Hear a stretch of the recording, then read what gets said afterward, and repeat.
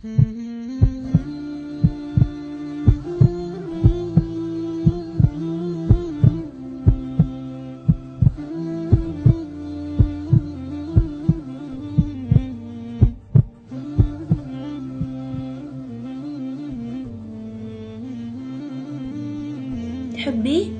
طيب قديش تحبيه؟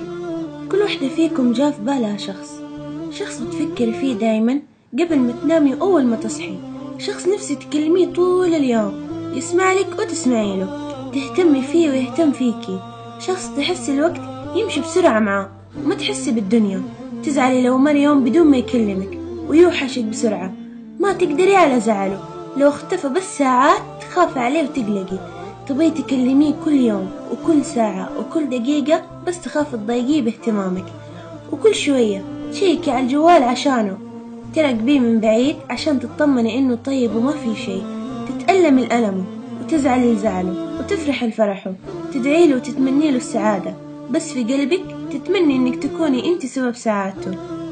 دحين بسألك تاني، تحبيه لدرجة ما تتخيلي حياتك بدونه؟ تحبيه لدرجة انك تبغي تكملي حياتك معاه وتبني مستقبلك معاه؟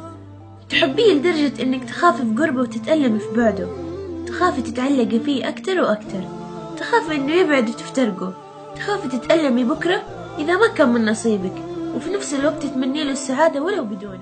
هقولك جملة واحدة من كلمتين، اتركيه لله، لأنك تحبي نفسك، لأنك تحبيه، اتركيه لله، وقبل كل شيء لأنك تحبي الله اتركيه لله. قولي لي، لو استمرتوا وكلمتوا بعض كل يوم، حبيتوا وتعلقتوا في بعض أكتر وأكتر، طيب لين متى؟ لين ما تنجبروا وتتركوا بعض؟ ما تخافي على قلبك لو فقدتيه بكرة؟ ولا ما تخافي على قلبه هو ولو فقدك بكرة؟ حتقولي لي احنا نحب بعض وما حنفقد بعض، هو حيتقدم لي وحنتزوج، ليش اتركه؟ طيب ضامنة قلبه، ضامنة ظروفك وظروفه، ضامنة اهلك واهله، حتى لو كنتي ضامنة كل حاجة، وضامنة انكم في الاخير لبعض، قولي لي علاقتكم حلال ولا حرام؟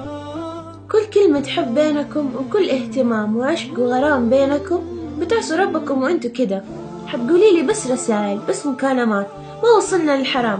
حقولك الشيطان قوي والحب يضعفنا، احنا لما نحب من قلبنا ونضعف قدام اللي نحبه، ولا في الاساس احنا بنضعف قدام الشيطان اللي بزيننا طريق الحرام حبة حبة.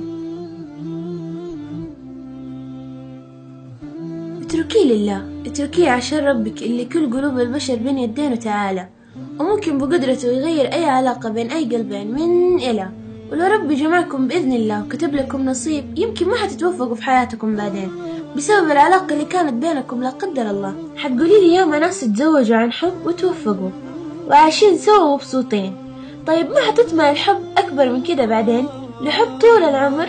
انت لو تركتيه لله اتأكدي ربنا حيعوضك بكل خير، حيعوضك عن حبك اللي تركتيه عشانه بحب أكبر، بحب أطهر، بحب حلال. تقولي لي ما أبغى غيره؟ أقول لك قوي قلبك واتقي وأرضي ربك واتركيه لله، لو كان نصيبك حيرجعلك غصبا عن الدنيا كلها، ما حد في الدنيا حياخد نصيب غيره، لو كان نصيبك حيرجعلك للأبد وما حتخافي إنك تفقديه، حيرجعلك بحب أضعاف اللي كان بينكم، حتحبيه وحيحبك وتعشقيه ويعشقك وتعوضوا بعض ببعض، لأنه اللي يرضي ربنا يرضيه.